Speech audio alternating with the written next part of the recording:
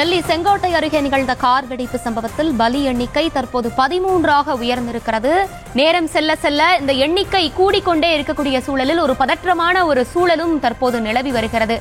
தொடர்ந்து விவரங்களை உடைய செய்தியாளர் மதியழகன் வழங்கிட நாம் கேட்கலாம். மதியழகன், நேரம் செல்ல செல்ல இந்த பலி எண்ணிக்கை கூடிக்கொண்டே செல்லுது. இப்போ தீவிர சிகிச்சை பெற்றவர்களின் அவர்களுடைய உடல்நிலை எப்படி இருக்கு? இந்த பலி எண்ணிக்கை மேலும் உயரக்கூடுமா? அங்க தீயை அணைக்கக்கூடிய பணிகள் எந்த அளவுக்கு நிறைவு பெற்றிருக்கு? நீங்க பொதுவாகவே சொன்னீங்க, ஒரு விபத்து, இது போன்ற ஒரு விபத்து நடக்குது அப்படின்னா பல கிலோமீட்டர் தூரத்துக்கு பாதிப்பு ஏற்படுத்தும், அந்த அளவுக்கு ஒரு கோர விபத்தா தான் இருக்கும் அப்படின்னு நீங்க சொல்லியிருந்தீங்க. அது போன்ற விபத்தா தான் இது பார்க்கப்படுதா?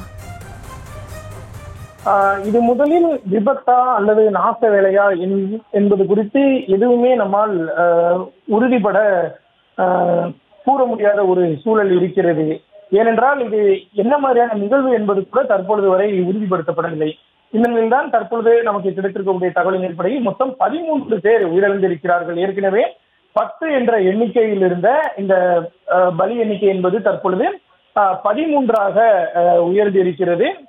13 பேர் தற்பொழுது வரை உயிரிழந்திருப்பதாக நமக்கு தகவல்கள் கிடைக்கப்பட்டிருக்கின்றன.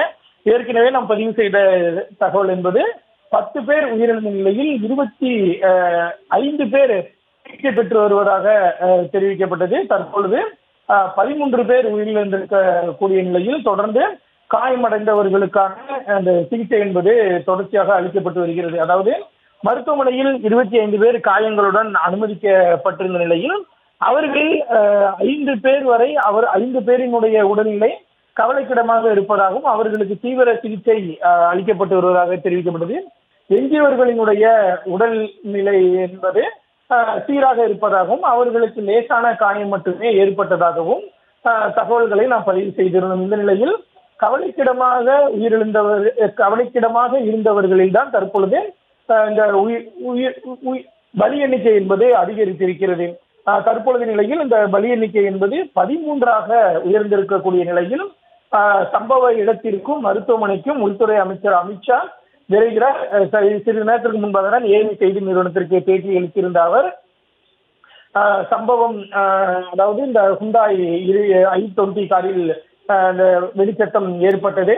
சிசிடிவி காட்சி உள்ளிட்டவைகளை கொண்டு விசாரணை நடத்தப்பட்டு வருகிறது. அனைத்து கோணங்களிலும் விசாரணை நடத்தப்படும் என உள்ளிட்ட பல்வேறு தகவல்களை மத்திய உள்துறை அமைச்சர் அமித்ஷா தெரிவித்திருந்த நிலையில் தற்பொழுது அவர் சம்பவ இடத்திற்கும் மருத்துவமனைக்கும் உள்துறை அமைச்சர் அமித்ஷா விரைவார் என்று எதிர்பார்க்கப்படுகிறது. இந்த சம்பவ இடத்தில் ஏற்கனவே தேசிய புலனாய்வு முகமை, தேசிய பாதுகாப்பு படை, டெல்லி போலீசினுடைய தனிப்பிரிவு, தடயவியல் துறையினர் என பல்வேறு தரப்பினரும் சோதனையில், அதாவது ஆய்வில் ஈடுபட்டு வரக்கூடிய நிலையில் தற்பொழுது முழுமையாக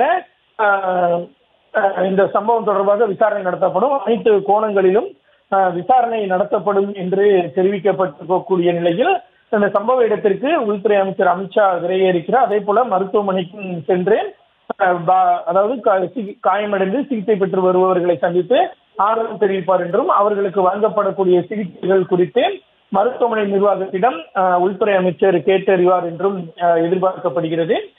தற்போதைய நிலையில் பலி எண்ணிக்கை என்பது 13ஆக உயர்ந்திருக்கிறது.